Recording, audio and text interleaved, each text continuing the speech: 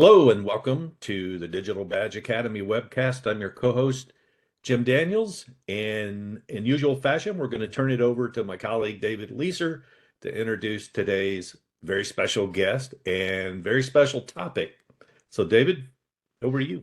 Thanks, Jim, and thank you, Denise, for joining us. So we have a great guest with us today, with Denise from MyInnerGenius. She's the president of MyInnerGenius, and MyInnerGenius is an ed tech innovation that reveals people's hidden capabilities and skills and their competencies and their passions.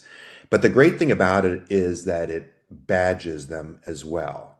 And so what we wanted to talk with Denise about today is badging beyond hard skills. Why is that important in the future of work? Why is it important for skills-based hiring and skills-based talent management as well? So thank you, Denise, for joining us. Thank you for having me. It's exciting to talk to you too. Awesome. So, just to kick things off, Denise, and for the benefit of our audience, why don't you tell us just a little bit about yourself, your background, a little bit about MyInnerGenius, how you got started in that? Just give us a quick overview. Okay, great. Denise Hartsock, I am the founder of MyInnerGenius. And before that, I worked for a consulting company called Great Biz Tools. And before that, I worked in enterprise. So I have a really deep history of everything related to evaluating and assessing employees, and how to do that effectively and well, and then how to do performance management, structured interviews, any kind of the whole life cycle of the employee from beginning to end. And I have experience in both enterprise, working in companies and consulting for companies and building products for companies. So everything we've done is around how to really effectively evaluate people in a meaningful way that provides real value for the people and the company. And about 4 years ago, we started MyInnerGenius. There was a real need in the marketplace to really start looking at people differently. And there's a huge movement in the tech world to start moving away from credentials and degrees and start looking at people outside of those things. But what happened was people didn't know what to look for. So they really got stuck with, if we're not going to use degrees, then what can we use? And that's where MyInnerGenius really came in to help identify and highlight what somebody can do. And then when you badge them, it creates a meaningful representation that's digestible and can be analyzed and data back to the company about what somebody really can do. So really what it is it's a tool that looks beyond the resume, and it looks beyond a person's job history and really looks at what a person can do rather than what they did do. And I think in the new skills-based economy, that's really important that we start to look at that and we start to badge it and we start to create a registry or a database for companies.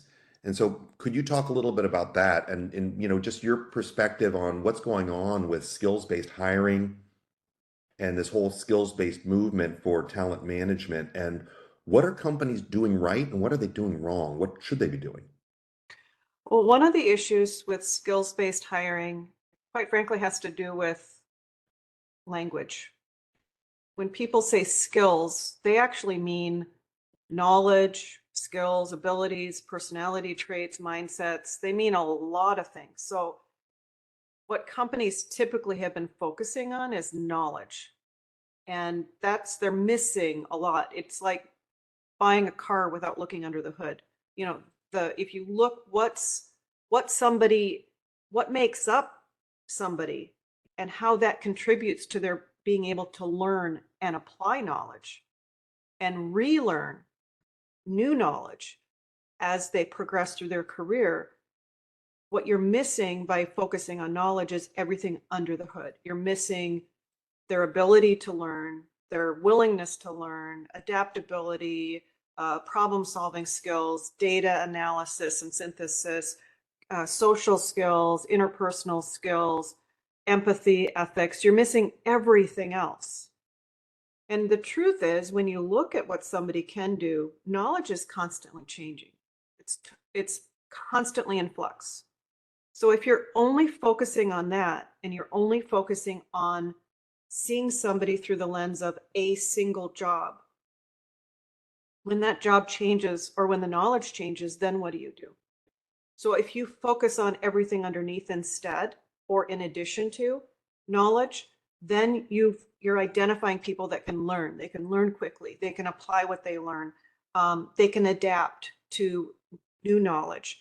And it really gives you a better perspective on what somebody can do and what their potential is, because one of the issues with companies is they're focusing on, as you said, what they've already done. They're looking in the rearview mirror.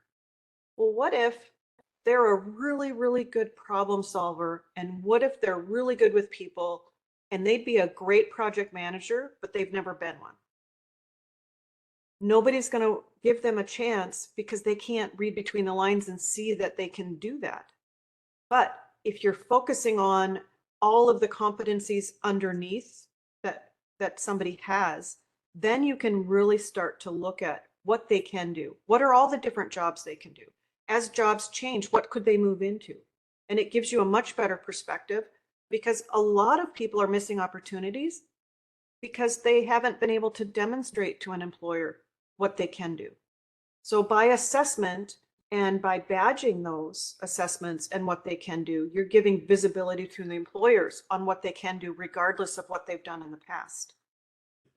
Hearing you describe that, it reminds me of times when I've been in the hiring manager seat, right? And I've hired a lot of people throughout my career in past jobs. And you're right. I mean, I always focused on, those core skills, those hard skills, the things, what have you done, right? What can you do right now? The other pieces, these other dimensions that you've talked about, quite frankly, I don't think I even thought about them, right? But I think you do have to look at all these other dimensions. And I think historically, that's probably been a pretty nebulous process for someone to try and wrap their head around. But it sounds like MyInnerGenius has really brought some real science and methodology to the process. In talking about what people typically do or what they've done, is they look at people through a very small aperture. They're looking at them based on either very specific skills like Excel or Python or accounting, but they're not actually looking at what goes into somebody being able to learn and apply those skills. And then the issue is that when you're focusing on that, as we talked about, they're changing, they're in flux, they're fluid. And how do you get people from one role into another? Because all of these things, problem solving skills, critical thinking skills apply to a lot of different jobs. There's a lot of different things you could do, but if you only focus on the one, you're not going to see that.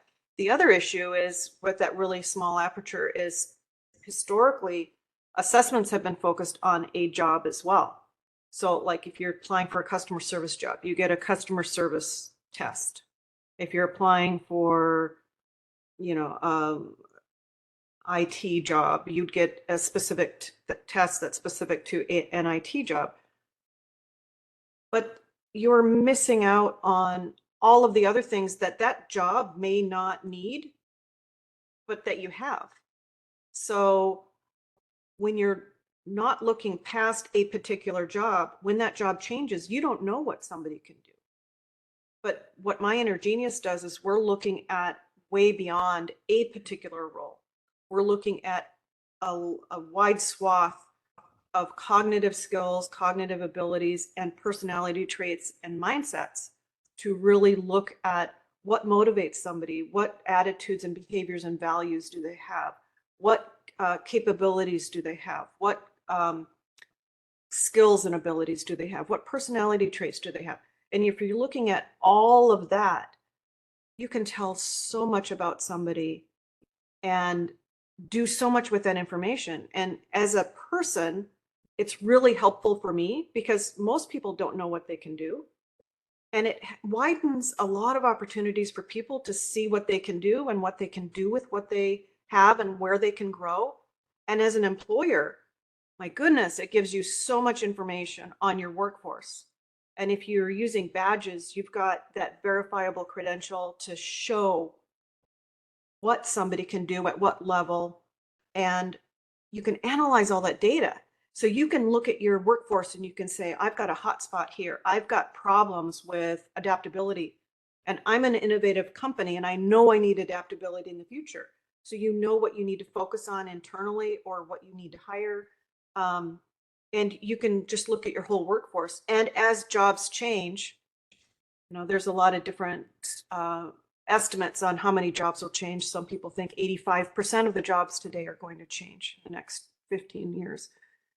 As jobs change, you're going to have a much better idea of what to do with all of your people and how to move them into other roles and how you can prepare your organization and your people for the future by focusing on what they can do instead of what they have done. So this whole movement toward the skills-based talent management and skills-based hiring requires competency mapping. And I know a lot of people don't even know what competency mapping really means. And I'm wondering if you could talk a little bit about what does it take for an organization to move toward a skills-based talent management strategy, and from a competency mapping perspective, and then how, again, kind of reiterating a little bit about how badges can factor into that. Competency mapping is a huge area, and we could spend a whole day talking about just that because there's a lot that goes into it. But the 10,000 view look on that is, if you think about it, it makes sense. You'd have to map from something to something, right? That's the basics. So you have to figure out what you're mapping from. You can map from what somebody's competencies are right now and map to training programs. And you can identify gaps because you can see when you map it, you can see what competencies do they have and at what level, and what does the training program provide, where should they be, and then you can target your training very specific to where the gaps are. Instead of spending your time and money training everything, you can just focus on the things that are needed. The other thing you can do is map to other jobs and say, well, what does this job need? Where can I target my training time and dollars where I'll have the greatest impact by just focusing on those gaps?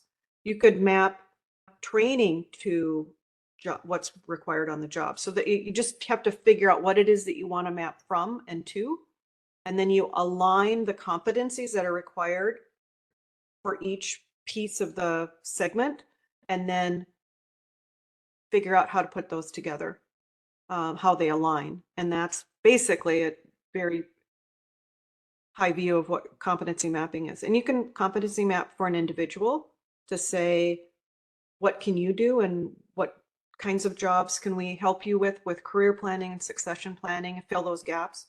You could map it as an organization. Where do we need to go in as an organization in the future to be successful? And what's the competencies I have in my workforce, and how do those map into what I need, and figure out how to get there better with the people in your organization. So there's a lot of different ways that you can use competency mapping to really focus and become a lot more efficient and effective in training, development, hiring as an organization. Now, badges really help because one of the issues are there are different tests for different things. If you look at any enterprise level organization, they probably do hundreds of different tests. So you don't have a common taxonomy, and you don't have a common way to measure something, if that's the case. So what badges do is they create that common taxonomy. If you look at all the skills tags, you're saying it doesn't matter if you call it detail orientation or detailed or any of the other ways that you can label something. The skills tags piece it all together with a common taxonomy and make it easier to digest and analyze. But it also creates, it doesn't matter if you took this assessment or this assessment or this assessment. If we create a badge program where each assessment is designed to measure specific things, then you have, basically you've created that common language that everything in the organization can speak to, so that the systems work together. Because that's one of the biggest issues with competency-based hiring or competency-based training or competency-based anything in an organization, is that you've got so many different frameworks and so many different systems, and none of them speak together. Makes it very hard to use and make it something that you can use effectively in an organization. I was talking to an organization the other day. They said they have 25 different frameworks in their organization. Oh. Nothing speaks together. Badging can help bring that all together. I'm sitting here thinking about this, and I know that there are tons of people out there that have been in a position of having to either help people move, perhaps from one job to another, or helping individuals within the organization grow their careers, acquire new skills. So that can happen with existing employees, and certainly, you want to make sure you're getting the right match. And the benefit here is not just for an employer, it's for the individual that's either looking for that job or, wants to keep their job or, advance within the organization or whatever. There's benefit there. So it brings a whole new lens and a level of insight into that individual that never existed before. And again, I can see how that would be just as beneficial to that individual who may be sitting down to interview with somebody. I can think of plenty of cases in my own situation, or my own background rather, where I've had to onboard people or advance people already within the organization into areas that I wasn't quite sure that they would be able to step up and take on the new responsibility because of the complexity of a set of products. Oftentimes it was, do they have a capacity to really take on the more complex kinds of technologies? Do they have a willingness, right? I know you talked about that earlier. So this is good for not just an organization or an employer, but the individual that is being recruited or the employee in the organization, right? Yeah, because a lot of people don't know what they can do. They don't understand what their own competencies are. Most people don't. And then they don't know how to articulate that to potential employer. So what ends up happening is they don't have the confidence in what they can do, and they're not sure how to communicate it. So they end up not communicating everything that they can do to a potential employer, and they're going to miss things that that employer is really listening for. They're going to miss it. And so then they may be missing out on opportunities because the employer doesn't know. They don't know how to communicate it. The employer can't read between the lines on a resume. And great people are being overlooked for great jobs because there's a breakdown in knowledge and how to communicate that. And that's what MyInnerGenius does, and that's what badges do. It really creates a way to show an employer what you can do that's not going to show up necessarily on a resume. Well, think about I mean, you guys know this obviously, but like when you're talking about a degree program, first of all, if I don't finish my degree program, I don't really have anything to show for all that work that I did. And I can't just tell an employer, well, I took a class in business management. They don't know what that means, right? So a badge is a way to show progress all along the way. In the same way, it's the same thing with competencies, where if you don't have a meaningful way to identify them and communicate them, they're missed and overlooked by employers in the same way that everything that went to build that you've been taking classes in but don't have anything to show for it because you didn't finish your degree. So I think it's a perfect way to really open up opportunities. And one of the things that we have found is that when people take the assessment, it gives them self-confidence. because they didn't know they had a specific skill or a competency. And it helped them understand and have confidence in what they could do. And it has really opened up tremendous opportunities for people because they didn't have the confidence in what they could do, and they have a verifiable credential to show that they can. And that made a huge difference in people's lives. The other thing that I think is really critical from an organization standpoint, so there's huge benefits to people, like you said, and it's not just focused on organizations, tremendous impact on people. But it does help the organization too, because when you think about tuition reimbursement programs or career and succession planning or training programs, if you aren't focused on the right things, or you're not aware of what somebody can do, or you want to make sure you're targeting things and being very efficient with your time and money in where they can have the greatest impact, assessment is the best way to do that.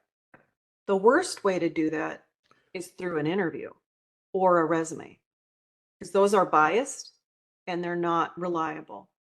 So assessment is a good assessment, is reliable. Our assessments are all validated to show that they really work, they really provide value, and it's a completely perfect way to show an employer what you can do, because it's a validated, reliable way of demonstrating something to an employer that resumes and interviews aren't going to provide. So I have a question for you about about the whole idea of badging beyond these hard skills, Mhm. because I know a lot of people think, well, that's kind of fluffy, and oh, you have too many badges, or oh, you know what? I think that the badges that you're providing for these soft skills, whether they be communications or presentation skills or agile or growth mindset or whatever, are not as valuable that as a one of these something like a hard skill like Excel or something like that. But is there data to show that they're wrong? Yes, there's a lot of data to show that the underlying capabilities that somebody has are much more predictive of what they can do than education or experience. And I think the tragedy in focusing on education and experience and resumes, basically the things that people typically use for making employment decisions, the tragedy of that is all the people that are overlooked that are just as qualified, and in a lot of cases more qualified than somebody that has the right credentials, because it's not visible to employers. And I think that's a real tragedy, how many people are overlooked for great jobs.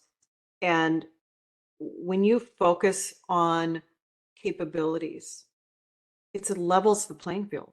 So it doesn't matter where you went to school, it doesn't matter what background or experience or where you live.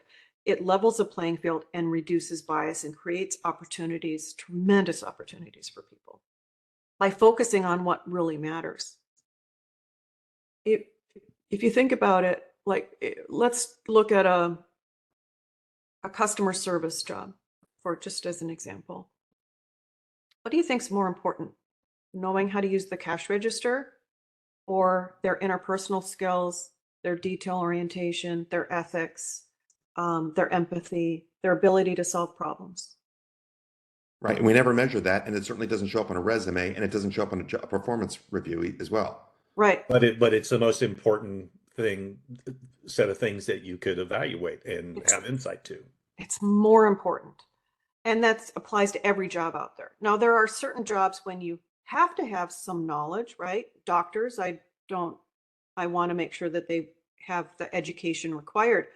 But all of these things still build into making better doctors, better learners, people that can apply what they learned, people that are more open to learning, people that are more open to communicating and understanding what somebody can do. It makes them a better doctor.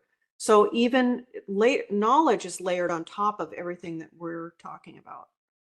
But everything that we're talking about is much more important.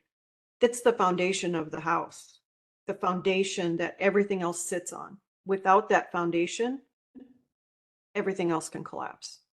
So back to the ethics in business part of it and the future of the workforce. Where are we going with that, and why should we measure that, and how should we measure it? If you look at all of the latest research and all the surveys of companies, the thing that they're most worried about are the things that are called soft skills. They're things like empathy and ethics and problem solving and critical thinking, adaptability, resilience. Those are all the things employers are the most concerned about, and the things that they're having a difficult time finding in the workforce. And those are all things that are becoming more and more critical for the future workforce.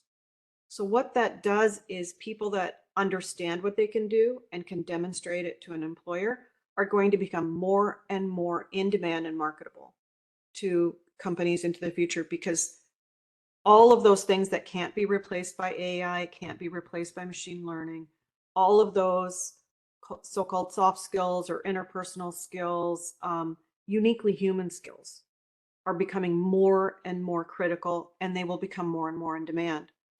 So assessments is really the only way to really uncover those. Interesting, because I think that there are a lot of other side benefits if you start to badge these types of other capabilities. I think two of them real quick, maybe we could talk about, but one of them is if you are badging these things and you're able to align somebody to the right role, they're probably not going to quit. So you're going to have a higher retention, you're going to have higher on-the-job satisfaction, which leads to better customer service, better sales, and everything else. So that's one thing. The second thing is, though, that companies are constantly in flux now, rebalancing their workforces. And I think that maybe those adjacencies, knowing that a person has, like, for example, critical thinking skills, that translates to a lot of different roles. And if somebody has 3 or 4 of these different capabilities and you're able to badge it, you then can hire from within in a much easier way. Yeah, in fact, that validation study that I mentioned to you, of all of the things that companies typically look at, the thing that was the most predictive of success in the organization was prior experience inside that organization. And I think it was probably because of institutional knowledge. And we know institutional knowledge is really important, and that as you rebalance your workforce and as you create succession plans and career planning for people, that institutional knowledge is important to keep. And that's why organizations are interested in creating career plans and succession plans for people. They want to keep that institutional knowledge. It's very valuable. But it's overlooked if people think they have to hire from outside the organization.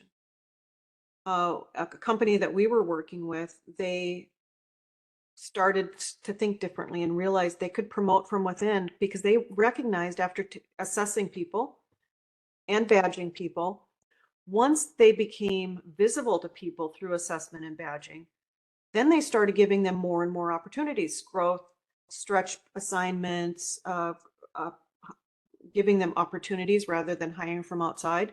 And it's provided tremendous opportunities for people. If people are interested in increasing diversity in their higher levels of management, they don't have to hire from outside. They can promote from within, using assessment very strategically to identify who has the capabilities that they need and develop and promote them from within. You'll retain that institutional knowledge. You provide a lot more opportunities for people. You're going to decrease turnover, increase morale, motivate all your other employees. It's a win-win for everybody.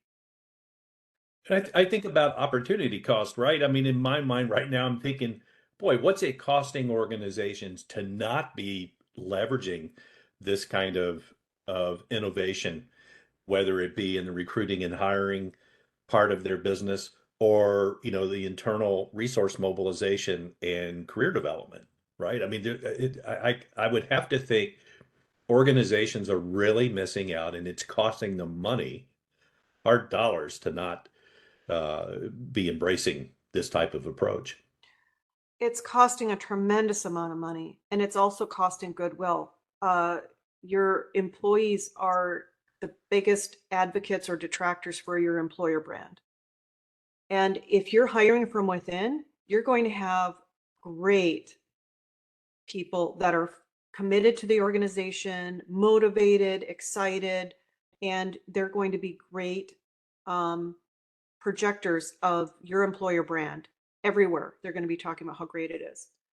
If you're not doing that and you just always assume you have to hire from outside, which a lot of companies do, most companies think they have to hire from outside. Not only are they losing goodwill, they're losing good people, they're decreasing their employer brand, and it's costing, as you said, Jim, a tremendous amount of money to go, and you're losing all that institutional knowledge on top of it.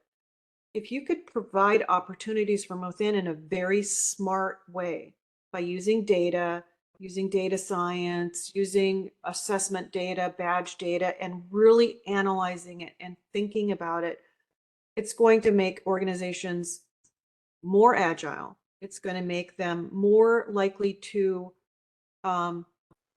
achieve their organizational objectives in a shorter period of time, and it's going to cost a lot less money, and it's going to have a better corporate culture.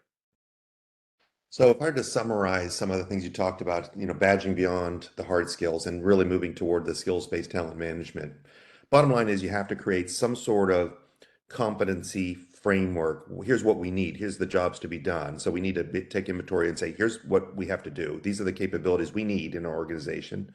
Then the next thing is assess people in the organization to see who has those skills at whatever level. And then the next thing is badge it, right? Badge all of those capabilities.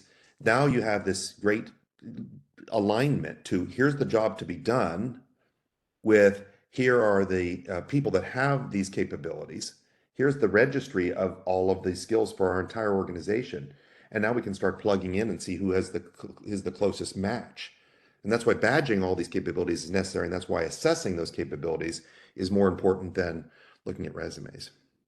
Yeah, and if you think about all the skills tags and everything behind badging, think of all the data analytics that you can, in a very smart way, figure out how to rearrange the deck chairs as everything changes in an organization. It needs to rebalance. It needs to, it's changing its focus, or technology changes, and they have to all of a sudden make a lot of changes in the organization. You can do that very easily if you have the analytics behind it with really good, solid data, and in a way that's digestible and understandable. And assessment and badging does that. Yeah, it's a great way to amplify, the benefits of someone going through these kinds of assessments and creating that kind of awareness and insight. I can't think of a better way to capture that and communicate that than badging it, quite frankly. Yeah. So I think we're approaching the end of our session here, but before we wrap things up, if someone wanted to learn more about MyInnerGenius and more, about the what it's in service of, where could they go? What could they access? What resources are available for them to go look into? It's myinnergenius.com, and they can find out more information and request a demo or set up a meeting to discuss it, or just happy to do just informational meetings where it's just helping companies understand assessment, understand skills-based initiatives. Perfect. That's fantastic. So it's such fascinating technology and science that's behind this. So I can't thank you enough, Denise, for taking time out of your busy schedule to be with us. Great. Thank you. It was a pleasure. Thank you very much. Thanks so much. Thank you. Are you looking to launch a digital badging program or improve an existing one? Look no further than Digital Badge Academy. Our highly popular online masterclass will help you gain the skills and insights necessary to achieve success. Enroll now and start learning today.